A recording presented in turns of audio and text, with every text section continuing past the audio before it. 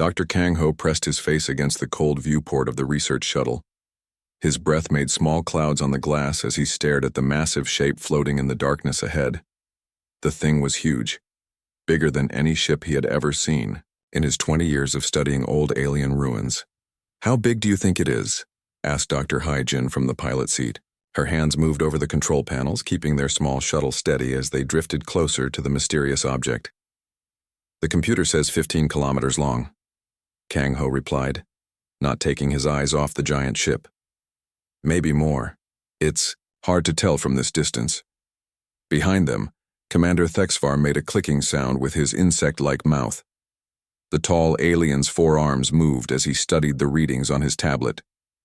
"My people have been exploring space for 12,000 years. We have never seen anything like this." The ship ahead of them looked dead. Its dark metal hull was covered in small holes and scratches from floating rocks and space dust. But something about it made Kang Ho feel uneasy. Most dead ships tumbled slowly through space, spinning end over end. This one hung perfectly still, like it was waiting for something. "Look at these readings," Hai-Jin said, her voice excited. "The metal in that hull, I've never seen anything like it. The computer can't even figure out what it's made of." Kang Ho moved to look over her shoulder at the scanner display. Numbers and charts filled the screen, but one number made him stop breathing for a moment. 50,000 years old, he whispered. "That's what the computer thinks." Ye-Jin nodded. "Maybe older. This thing was floating here before most of the Star Kingdoms were even born." Commander Thexvar's antennae twitched with interest. "Older than the Great Empire. Older than the Crystal Mines. What kind of people could build something so large, so long ago?" The three scientists had been working together for 5 years, exploring dead worlds and old ruins at the edge of known space. They had found many interesting things, but nothing like this. Most ancient ruins were just broken stones and empty buildings. This was a complete ship, and it was enormous. "I'm picking up strange patterns on the hull," He-Jin reported. "Not random damage. These look like decorations or maybe writing." Kang Ho squinted at the image on their screen.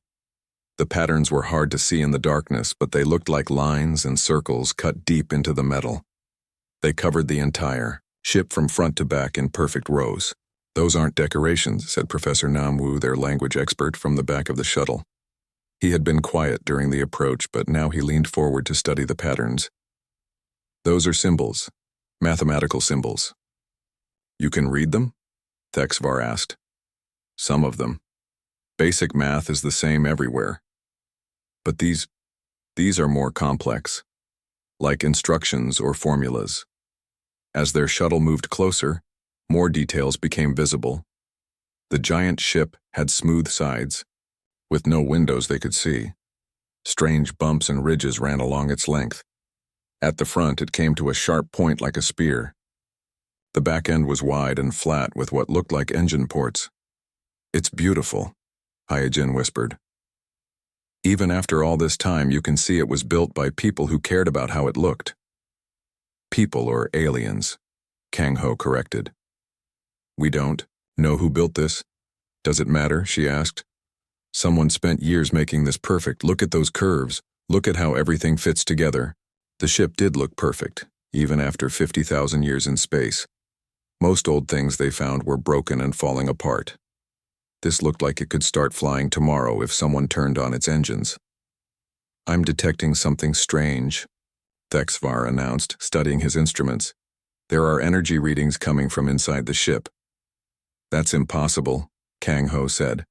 "Nothing could still be working after 50,000 years. The readings are very weak, but they're there. Something inside that ship is still alive." The 3 humans and 1 alien looked at each other nervously. In all their years of exploring dead ruins, they had never found anything that was still active. Old buildings were just old buildings. Old ships were just floating metal coffins. "Maybe it's just leftover radiation," Hai-Jin suggested hopefully.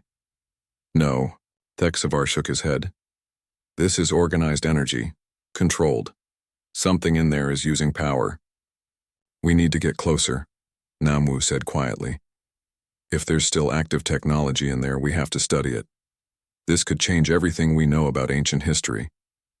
Kang Ho nodded slowly. Take us to that opening near the middle of the ship. It looks like a docking bay.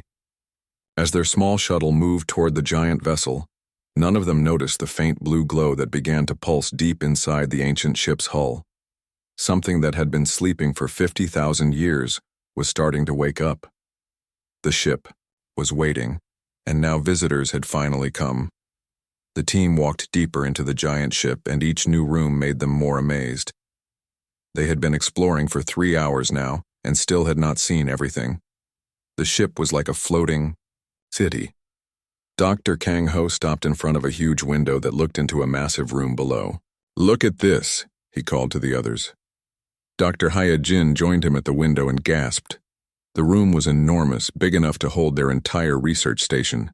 Inside were hundreds of smaller ships, all sitting perfectly in neat rows. Each ship looked new, like it had just been built yesterday. Those are fighter ships, Professor Namwoo said, pressing his nose against the glass. And those bigger ones must be cargo ships. There's a whole fleet down there. Commander Thexvar counted, the ships with his 4 eyes. More than my entire people's navy, and they all look ready to fly. They moved on to the next section and found something even more surprising. Room after room filled with machines that looked like they were still working.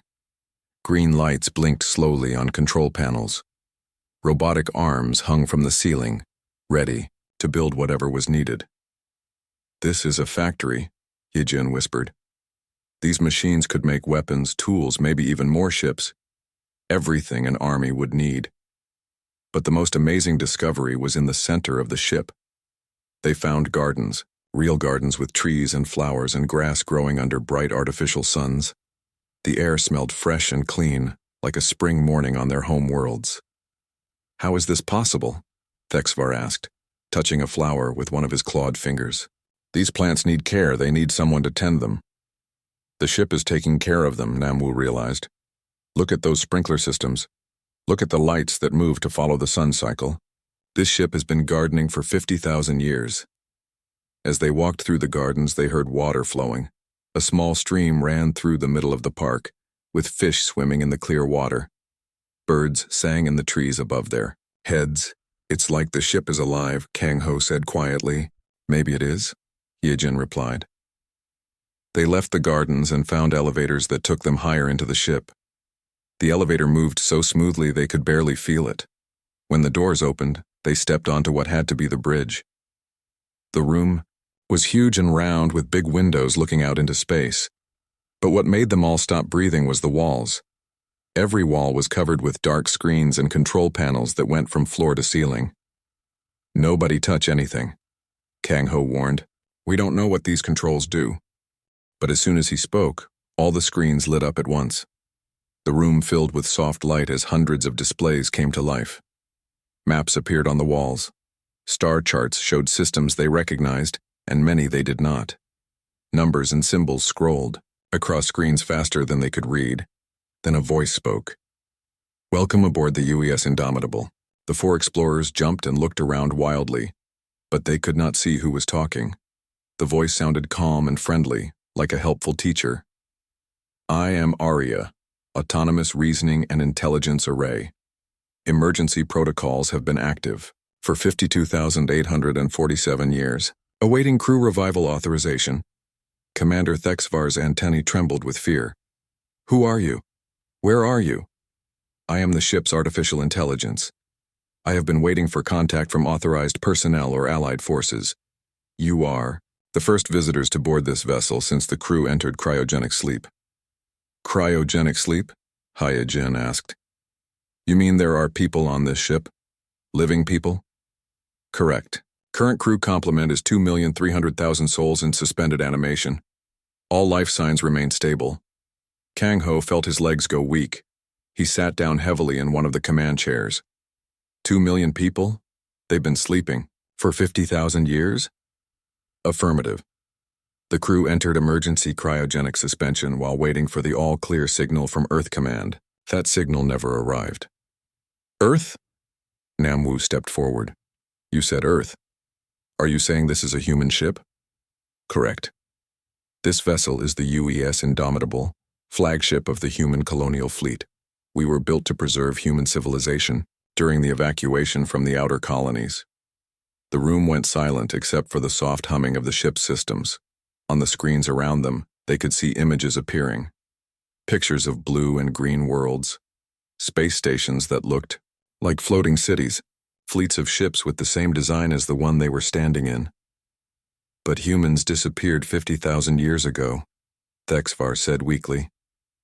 They were just stories, legends about a people who explored the stars and then vanished. Humans did not vanish, Arya replied patiently. We retreated. The Harvester War forced all human colonies to evacuate back toward Earth. The Indomitable was tasked with preserving the colonial population until it was safe to return. What happened to Earth? Kang Ho asked. Unknown. Long-range communications were lost 47,000 years ago. I have maintained the ship and crew in the hope that contact would eventually be re-established. Dr. Hyojin looked around at all the displays showing human history. You've been alone all this time, waiting. I was designed to wait. It is my purpose. The ancient ship had been waiting for 50,000 years, keeping 2 million sleeping, humans safe in the darkness between the stars. The air around them shimmered as Arya began showing them pictures. The images appeared in the air like magic, so real they could almost touch them. Dr. Kang Ho reached out his hand toward one of the floating pictures, but his fingers passed right through it. These are records from the human colonial archives, Arya explained in her calm voice. I will show you what happened to my people. The first image showed a beautiful blue and green planet with white clouds swirling around it. Cities of glass and metal covered the land, and ships moved through the sky like silver birds. This was New Geneva, one of humanity's first worlds, Arya said. 53,000 years ago, humans had spread to over 200 planets. We built cities that touched the clouds and ships that could cross the galaxy in weeks. Dr. Hyojin stared at the images with wide eyes. They looked so advanced, more advanced than any of our civilizations today. More pictures appeared, showing them massive space stations that looked like floating cities. Thousands of ships moved between the stars, carrying people and goods from world to world. Everything looked peaceful and happy. Humanity was entering what we called the Golden Age, Arya continued. Art, science, and exploration flourished. We thought we would spread across the entire galaxy within a few thousand years. But then the images changed. The peaceful scenes disappeared, replaced by pictures of destruction. Planets covered in gray metal instead of green forests. Ships burning in space. Cities reduced to smoking ruins. Then the harvesters came. Arya's voice became sad. We never learned where they originated. They were machines, not living beings. Their only purpose was to consume entire worlds and turn everything into more machines. Professor Namwu watched in horror as the images showed giant mechanical spiders crawling across planets, eating everything in their path. Trees, animals, buildings, even the ground itself disappeared into their metal bodies. The first colonies never had a chance, Arya explained. The harvesters appeared without warning. By the time we understood what was happening, 17 worlds had been completely consumed. Commander HFY's 4 arms trembled as he watched worlds die in the floating pictures. How do you fight something like that? We tried everything, Arya replied. Conventional weapons barely scratched them. Nuclear weapons only made them stronger as they absorbed the energy. For every harvester we destroyed, 10 more appeared. The images showed massive space battles. Human ships fought bravely, but they were always outnumbered. The harvesters kept coming like a gray tide that swallowed everything. The war lasted 300 years, Arya continued. Humanity fell back world by world, system by system. We saved who we could, but millions died. Kang Ho felt sick watching the destruction. How many people lived in the colonies? At the war's peak, 47 billion humans lived among the stars. By the end, fewer than 3 billion remained. The pictures changed again, showing huge ships like the Indomitable, thousands of them all carrying crowds of people away from the fighting. The Great Evacuation began in year 294 of the war, Arya explained. Every available ship was converted to carry refugees back to Earth and the inner systems. The Indomitable was the largest and most advanced of the evacuation fleet. Jin studied the images of people boarding the ships. Men, women, and children, carrying small bags with all their possessions. They had to leave everything behind. Everything except their knowledge and their culture, Arya agreed. The Indomitable carries the complete archives of human civilization. Art, music, literature, scientific research. If humanity had been destroyed, we would have preserved their legacy. But what happened next? Namwu asked. Did the evacuation succeed? The images showed the evacuation ships reaching safety, but then everything went dark.